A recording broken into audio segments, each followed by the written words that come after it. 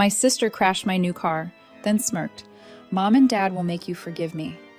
They tried until I pulled out the insurance report. Suddenly she wasn't smiling anymore because she had no idea what I had done behind her back. I had spent years saving every extra dollar, skipping vacations, ignoring impulse purchases, and driving my beat-up old sedan into the ground just to finally afford the one thing I had always wanted, a brand new car that was completely mine, paid for with my own hard-earned money. The moment I signed the paperwork and the dealer handed me the keys, I felt something I hadn't felt in a long time, pure, unfiltered pride in myself. I ran my fingers along the smooth, gleaming hood, inhaled the intoxicating scent of fresh leather seats, and thought, this is mine. Every single part of it is mine. I had barely owned the car for a full day before my younger sister Jamie decided that my happiness was hers for the taking. Jamie, who had been coddled and spoiled her entire life, had never worked for anything, never taken responsibility, and never faced a consequence that our parents couldn't sweep under the rug. She was the kind of person who treated other people's things as if they were hers by default, because that was the way life had always worked for her. When I pulled into our parents' driveway that evening to show them the car, Jamie was already there, leaning against the garage with that lazy, self-satisfied smirk she always wore. She barely even looked up from her phone as I parked. "Nice ride," she said, pushing herself off the wall and strolling over, peering through the driver's side window like she had already decided it belonged to her. "What's the mileage?" "Less than 100, I said, forcing myself to sound neutral, even though I could already feel my patience wearing thin. Jimmy let out a low whistle, nodding appreciatively. Then, without asking, she reached for the handle and pulled the door open. "Let me take it for a spin." I immediately moved to shut the door before she could climb in, shaking my head firmly. "No way. I just got it. You're not driving it." Jamie rolled her eyes like I had just told her she couldn't borrow $1. "Oh, come on, Annie, don't be such a control freak. It's just a car." "Exactly," I snapped. "It's just a car that I paid for with my own money. You don't get to take it." But Jamie had never been the kind of person to hear no and accept it. She just grinned, gave a little shrug, and backed away. But something about her expression sent a warning chill down my spine, like she already had a backup plan in motion. I should have trusted my instincts. Hi guys, sorry to interrupt your viewing, but please subscribe to the channel and like this video, thank you. Later that night, I left my car keys on the entryway table for just a few minutes while I went upstairs to grab something from my room. When I came back down, the keys were gone and so was my car. My hands clenched into fists as realization sank in. Jamie. I stormed outside, my heart hammering, but by then she was long gone, tires squealing in the distance. I pulled out my phone and dialed her number, but it went straight to voicemail again and again. I was still fuming when 2 hours later my phone finally rang, but it wasn't Jim's number, it was an unknown caller. I answered, already bracing myself. "Ms. Anderson," a deep voice, calm but serious. "This is Officer Reynolds with the County Police Department. I'm calling regarding a vehicle registered under your name." I felt my stomach drop. "What happened?" "There's been an accident." A pause. "The driver is unharmed, but the vehicle sustained significant damage." My grip on the phone tightened. "Who was driving?" The officer hesitated for only a second before answering. A young woman who identified herself as Jamie Anderson. I don't even remember driving to the scene of the crash. One moment I was standing in my parents' entryway, gripping my phone with white knuckles, and the next I was pulling up behind flashing police lights, my pulse a steady drum of rage. And there she was, my sister, standing next to what was left of my brand new car, arms crossed, looking completely unfazed. The front bumper was destroyed, the hood crumpled in on itself, and one of the headlights was shattered. My beautiful, perfect car was ruined, and Jimmy, was standing there like it was nothing. I climbed out of my old beater, slamming the door harder than I meant to, my hands shaking as I marched up to her. "What the hell did you do?" Jimmy finally turned to face me, and then, in the single most infuriating moment of my entire life, she smirked. "That sucks," she said, shrugging like she had just dropped my ice cream cone instead of wrecking my car. "But hey, don't freak out. Mom and Dad will make you forgive me." I felt the words hit me like a slap across the face. Mom and Dad will make me forgive her. It wasn't an apology. It wasn't even an acknowledgement of what she had done. It was a smug, arrogant declaration that no matter how angry I was, no matter how much damage she had caused, it wouldn't matter because our parents would smooth it over just like they always did. I took a slow, measured breath, my fists clenched at my sides, my pulse thundering in my ears. That was the moment something inside me snapped. I wasn't going to let her get away with it this time. Not this time. Have you ever had a sibling who thought they could get away with anything? Let me know in the comments because I was done letting it slide. I woke up the next morning with a pounding headache, my body still tense from the sheer frustration of the night before, my mind replaying every single detail of that awful encounter at the crash site, my sister's smirking face haunting me like a nightmare that refused to end. My car, my beautiful, hard-earned, brand new car, was gone, destroyed in an instant by someone who had never worked a day in her life, someone who had never faced a single consequence, someone who genuinely believed that my anger was nothing more than an inconvenience to her day. I knew before I even stepped out of bed that my parents would be calling me, that they would be demanding a conversation, that they would try to smooth this over like they always did, as if Jim's actions were just another minor mistake that we could all forget about if I would only be reasonable, like a good daughter should. Sure enough, the moment I checked my phone, I saw 3 missed calls from Mom, 2 from Dad, and a text message from Jamie that was so breathtakingly arrogant, I had to read it twice just to believe my own eyes. Stop being dramatic, Annie. It's just a car. Mom and Dad said we'll figure it out, so quit acting like it's the end of the world.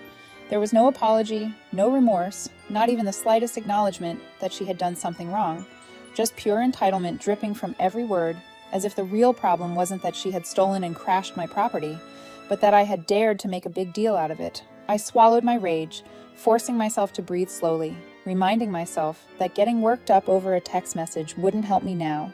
Jamie had always been this way, and I knew exactly where she had learned it. I drove to my parents' house, my knuckles white against the steering wheel of my ancient backup car, my stomach twisting with a mix of anger and exhaustion, already knowing exactly how this conversation was going to go.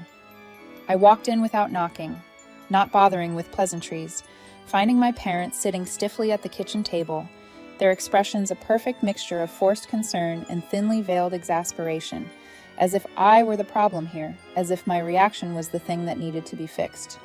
Jamie sat slouched in one of the chairs, scrolling through her phone, looking completely unbothered, like she was waiting for this whole thing to blow over so she could move on with her life while I was left to pick up the pieces of what she had ruined. Mom sighed heavily, setting down her coffee cup like she was already exhausted by my presence, rubbing her temples as if she were the victim in all of this. Annie, honey, we need to talk about this situation because this anger you're holding on to isn't healthy for anyone. I felt something cold settle in my chest, something quiet but dangerous, a slow burning fury that I had carried for years but had never fully allowed myself to acknowledge until now. My anger, I repeated, my voice unnervingly calm, my hands resting on the back of an empty chair, gripping the wood so tightly that my fingers ached. You think my anger is the problem here? Mom let out a long sigh, exchanging a quick glance with Dad, their silent communication making it painfully clear that they were united in this, that their decision had already been made before I'd even walked through the door. "Sweetheart," she said, her voice dripping with condescension, as if I were a child throwing a tantrum over a broken toy. "It's just a car. Jimmy didn't mean to crash it, and we don't think it's fair to punish her so harshly for something that was clearly an accident." I felt something inside me snap, something that had been held together by sheer force of will for years, something that had been stretched and pulled and torn one too many times. "She stole it," I said, my voice flat, devoid of emotion, because if I let myself feel anything, I knew I would explode. I told her no. She took my keys anyway. She stole my car, wrecked it, and then smirked in my face because she knew you would cover for her, just like you always do. Jamie let out a dramatic sigh, finally looking up from her phone, rolling her eyes like this entire conversation was beneath her. "Jesus, sis, you're acting like I murdered someone," she muttered, shaking her head, her arrogance radiating off her in waves. "I made a mistake, okay? Chill out." Dad reached out, placing a gentle hand on mine, his eyes pleading, his expression carefully crafted into something that looked like love, but was really just manipulation wrapped in a prettier package. "Annie, you're her sister," he said softly. tilting his head like he was speaking to a toddler in need of correction. I know you're upset, but family forgives, sweetheart. That's what we do. We forgive each other. I stared at him, at the sheer audacity of those words, at the way he had so effortlessly placed the responsibility on me to fix what Jamie had done, like my feelings were an inconvenience, like my hard work meant nothing, like my sacrifices didn't matter as long as Jamie was happy. I realized in that moment that I had spent my entire life being conditioned to accept this treatment, to believe that my needs came second, that my anger was unjustified, that my pain was something I had to swallow quietly for the sake of keeping the family peace. But I wasn't that person anymore. I wasn't going to let them guilt me into submission this time. So I did something I'd never done before. I smiled. It was small, just a flicker of amusement, but it was enough to make my father pause, enough to make Jamie glance at me with something almost resembling suspicion. "You know what?" I said, my voice light, my expression deceptively calm, because I had already made up my mind. "You're absolutely right, Dad. Family forgives, and I don't want to hold on to this anger anymore." I watched as relief flooded their faces, as Jimmy's smirk returned, as they all leaned back in their chairs, convinced that they had won, that they had successfully broken me down into the version of myself that they preferred. But they had no idea what I was planning. They had no idea that, behind my pleasant smile and my easy agreement, I was already putting things in motion. I was going to make Jamie pay for what she did. She just didn't know it yet. I had spent my entire life being told that family comes first, that forgiveness is a virtue, that holding grudges only leads to bitterness. But as I sat in my car outside the insurance office, gripping the steering wheel so tightly my knuckles turned white, I realized that those rules had only ever applied to me. Jamie had never been expected to forgive or compromise or sacrifice, because Jaime had never faced real consequences, not once, not ever, not in all the years she had coasted through life on a wave of other people cleaning up her messes. But that was about to change, and for the first time in my life, I wasn't going to be the one left picking up the pieces. When I walked into the insurance office, the air conditioning blasted against my skin, a stark contrast to the fire simmering in my chest. The calculated rage that had been fueling me since the moment Jamie had sneered in my face and told me our parents would make me forgive her. The man at the desk barely looked up as he typed something into his computer. His voice clipped and professional as he asked how he could help. I took a deep breath, steadying myself before speaking, knowing that once I set this in motion, there would be no going back. "I need to file a claim for my car," I said, keeping my tone even, my expression carefully neutral. He nodded, clicking a few more times before glancing up at me. "Was it an accident? Do you have a police report?"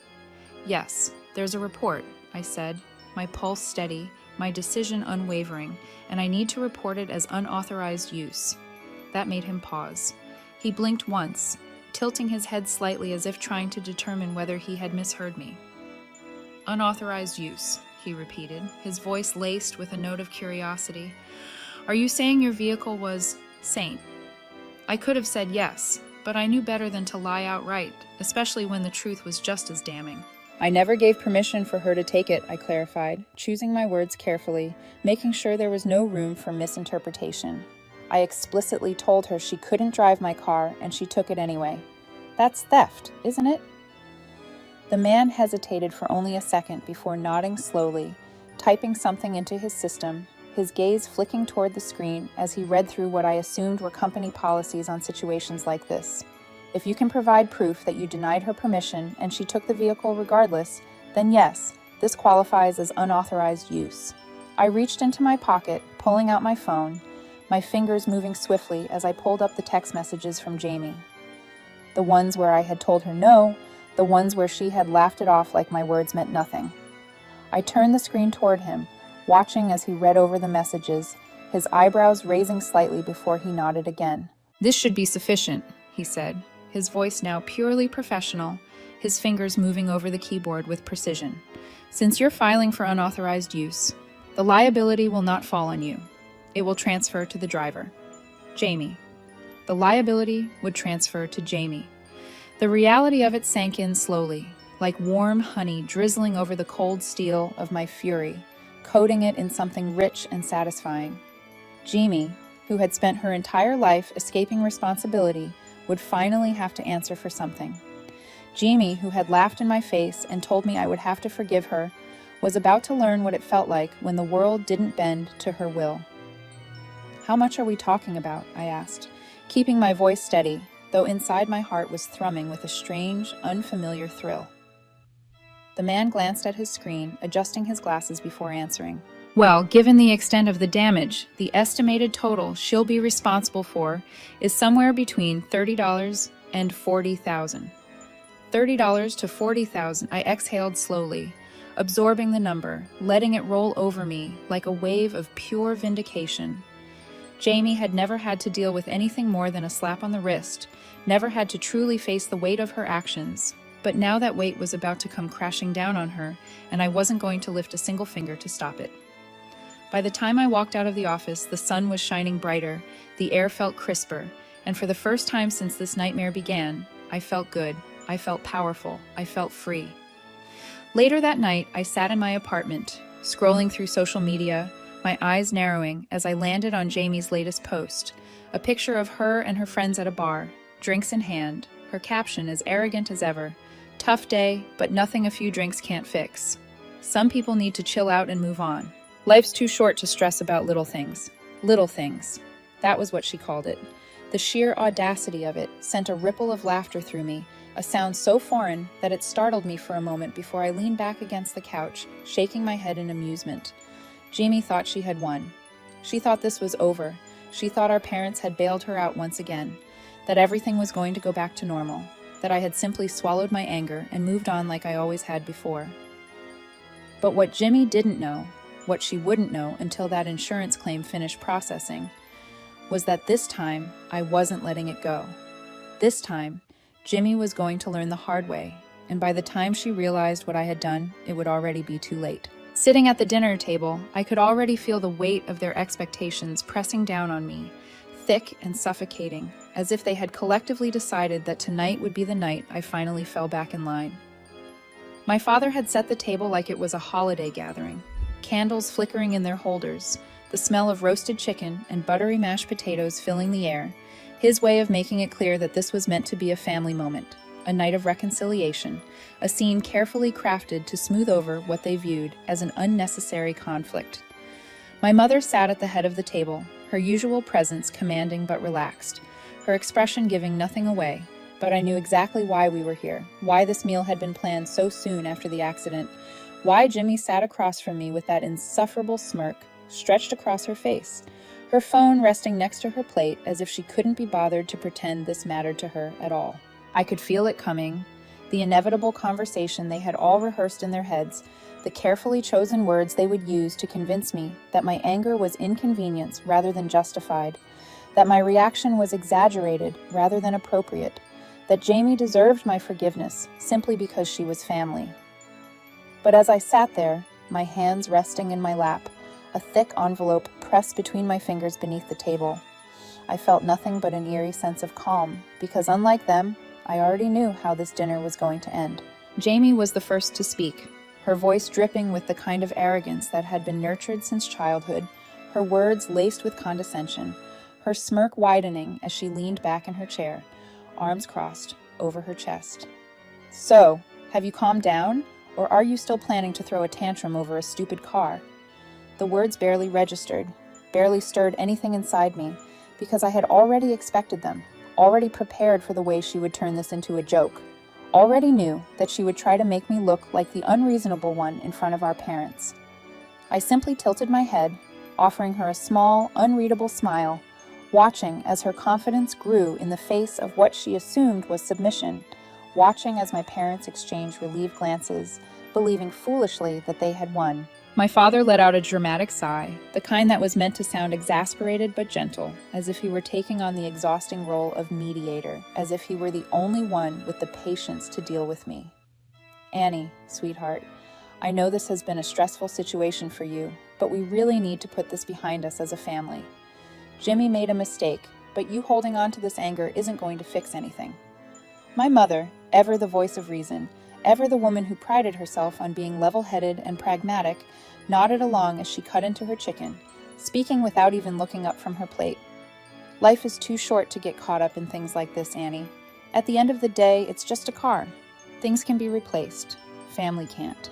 I could feel the satisfaction radiating off Jamie, could practically see the way she was relishing in my supposed defeat, her ego inflating with every passing second, her smirk growing more insufferable by the minute.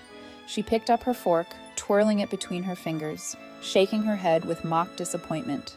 Seriously, sis, you need to chill. I swear you've always been like this, overreacting, making everything a huge deal. I mean, come on. I cracked a car, not your entire life. You'll get over it.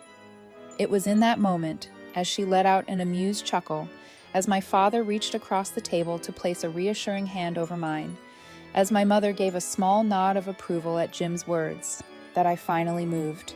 I reached beneath the table, pulled the envelope into view, and placed it directly in front of Jimmy with deliberate precision, the sound of thick paper hitting the polished wood loud enough to make all three of them pause.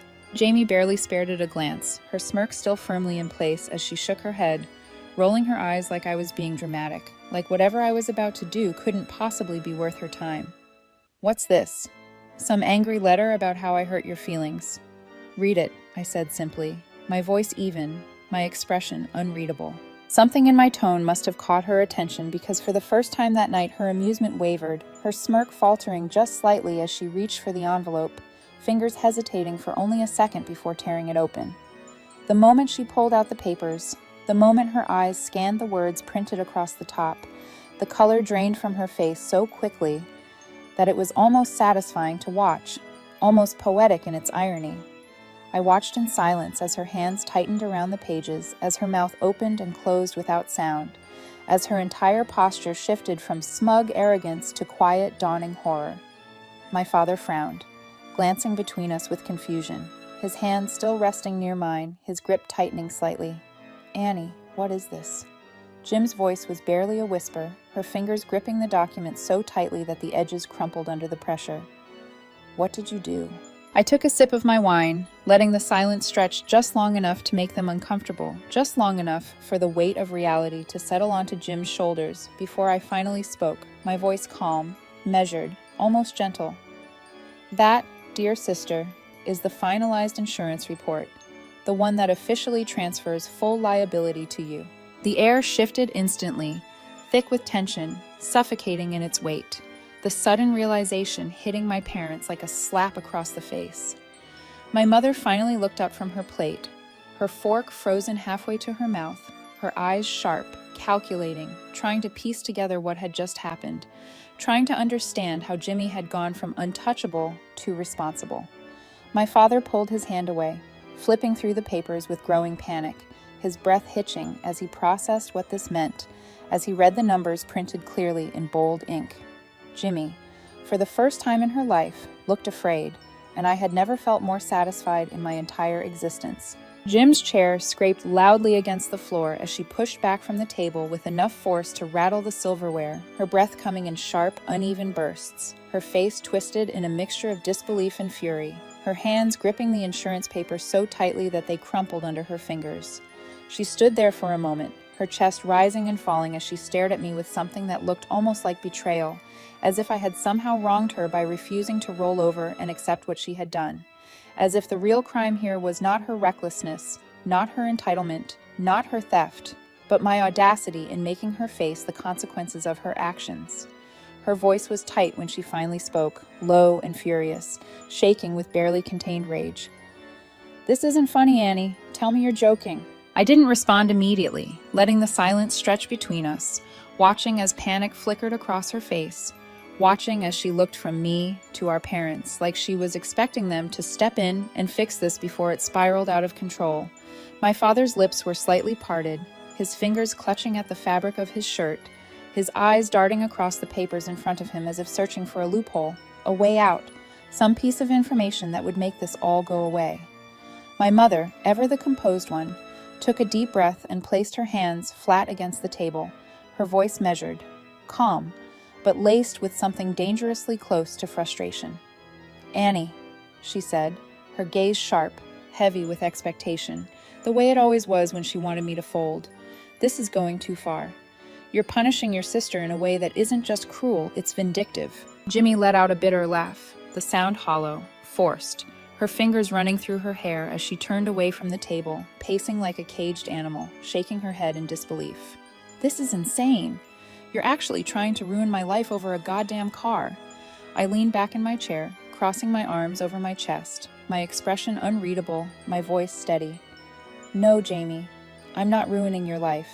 I'm just not cleaning up your mess this time." My father inhaled sharply, his hand flying to his chest like I had physically struck him, his eyes wide with disbelief, as if he couldn't comprehend that I was refusing to play the role they'd assigned me since childhood. The role of the responsible one, the one who forgave, the one who smoothed things over, the one who made the sacrifices so that Jamie never had to.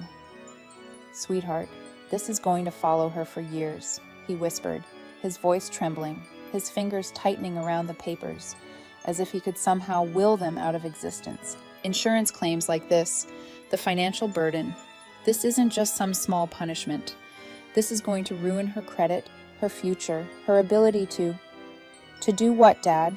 I interrupted, my voice sharper now, my patience wearing dangerously thin, my hands pressing against the edge of the table to keep steady, to keep coasting through life without consequences, to keep taking whatever she wants without worrying about how it affects other people, to keep letting you and Mom protect her from reality. Jimmy slammed her hands against the back of her chair, her jaw clenched, her entire body wound so tight I thought she might snap in half. "You're seriously acting like I killed someone," she snarled, her eyes burning with rage, her voice shaking with disbelief. "I made a mistake, okay? I took your car, I wrecked it. I wasn't caged about it. Fine, I get it, I screwed up, but you—" She gestured wildly to the papers in my father's hands, her expression twisting in frustration. "You went out of your way to make this as bad as possible for me." Something inside me flared at those words, something raw, something furious, something that had been simmering for years but had never fully surfaced until now. I rose to my feet slowly, deliberately, my gaze locking onto hers, my voice low but unshakable, my anger cold and precise. "You didn't care when I lost something I worked for. Why should I care now that you're losing something?" The words hit her harder than I expected, knocking the breath from her lungs, her expression momentarily faltering, a flicker of something almost like regret flashing across her face. But it was gone just as quickly, buried beneath layers of entitlement, of anger, of the unwavering belief that I was the one being unfair. My mother exhaled through her nose, rubbing her temples like this was some exhausting inconvenience, like my refusal to cave was nothing more than an irritation. "Annie, I understand that you're upset, but this isn't right. We're family. We don't do this to each other." I let out a humorless laugh, shaking my head, my arms crossing over my chest. "We don't do this to each other." "That's funny, Mom, because Jamie had no problem doing it to me. And you had no problem letting her." Jimmy scoffed, shaking her head in disbelief, her hands gripping her hair like she was about to tear it out. "I don't have that kind of money," she muttered, her voice cracking just slightly, the reality of the situation finally sinking in. "How the hell am I supposed to pay for this?" For the first time that night, I actually smiled, but there was nothing warm about it, nothing soft, nothing forgiving. "Figure it out," I said simply, turning my back on her, walking toward the door, refusing to look back, refusing to give her the satisfaction of seeing even a sliver of doubt in my expression. I heard my father call after me, his voice high with desperation, pleading with me to think this through, to be reasonable, to not let this tear the family apart. But I didn't stop, didn't turn, didn't hesitate. Jamie had taken something from me, and for the first time in her life, she was going to give something back, whether she liked it or not. Days passed, but Jimmy didn't call, didn't text, didn't try to reach out, and honestly, I wasn't surprised in the slightest because I knew exactly what she was doing. She was scrambling, panicking, trying to find a way out of the mess she had created, desperately hoping that someone, somewhere, would bail her out the way they always had before. I could picture her pacing in her overpriced apartment, running her hands through her hair, calling our parents every hour to demand that they fix this, just like they had fixed everything else for her in the past. Never once stopping to consider that maybe, just maybe, this was a problem too big for them to sweep under the rug. I knew my parents had money, but I also knew that they weren't rich enough to make $40,000 magically disappear. Not without making serious sacrifices, not without dipping into funds that were meant for their own security, not without shaking the foundation of their comfortable lives in a way that would make them deeply, profoundly uncomfortable. And if there was one thing I knew for certain, it was that my parents despised being uncomfortable. The pounding on my door came 3 days later. I didn't even need to check the peephole to know it was her. The aggressive knocking, the impatient huff of breath on the other side, the sheer entitlement practically radiating through the wood, was all the confirmation I needed. I took my time answering, letting her stew, letting the silence stretch long enough to make her wonder if I was even going to acknowledge her at all, letting her feel just a fraction of the frustration and helplessness that I had felt when she had stolen my car and wrecked it without a second thought. When I finally opened the door, I found her standing there, looking disheveled, the dark circles under her eyes more pronounced than usual, her normally cocky posture slightly hunched, her fingers twitching at her sides like she was barely holding herself together. I leaned against the doorframe, arms crossed over my chest, my expression carefully neutral as I arched an eyebrow at her. "Something wrong, Jamie?" Her jaw clenched at my words, her eyes flashing with something dark, something dangerous, something that looked an awful lot like a last-ditch attempt at control. "You need to undo this," she said, her voice low, tight, barely restrained. "I don't care what it takes. I don't care what you want from me. Just make this go away." I let out a quiet breath through my nose, shaking my head slightly, my expression unchanging, my patience non-existent. "It's done," I said simply, my voice steady, calm, unshakable.